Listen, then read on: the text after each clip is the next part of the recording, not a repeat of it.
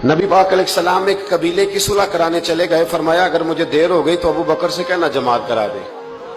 जिस अबू बकर को नबी पाक मुसल्ले पे खड़ा करे वो वाकई सारी उम्मत के इमाम है, जिन्हें हुजूर मुसल्ला दे। अबू बकर से कहना जमात करा दे। हजरत सिद्दीक पर खड़े हो गए तो नबी पाक भी आ गए। जमात खड़ी हुई थी कि हुजूर भी पहुंच गए। शारहीन कहते हैं 3, 5 या 7 सफ़े थी सहाबा की। हुजूर जिस सफ में जाते सहाबा जगह छोड़ देते। ये बुखारी मुस्लिम है। सफ़े टूटती रही पर नमाज किसी की भी नहीं टूटी। और हुजूर पहली सफ के पीछे जाके खड़े हुए तो हजरत अबू बकर सिद्दीक ने एक कदम पीछे उठाया। हुजूर ने इशारा किया चल पढ़ा नमाज। नमाज पढ़ा के मैं तैमल वेखा मैनू काबा भुल गया आई।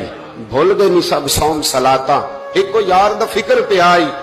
2-3 दफा हुजूर ने इशारा किया पर जनाब सिद्दीक एक बार पीछे हट गए। हुजूर मसल्ले पे चढ़े नमाज पढ़ाई तो नमाज के बाद फरमाया जब मैंने जो कहा था। अब लोग कहते हैं हुजूर ने खुद ही तो कहा है।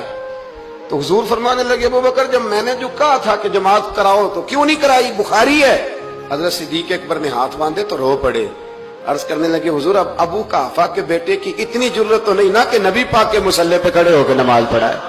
हुजूर पीछे हो और ये मुसल्ले पे नमाज, इतनी जरूरत तो नहीं ना। तो रसूलुल्लाह की मोहब्बत असले ईमान, ये जो मोहब्बत होती है ना ये शौक पैदा कर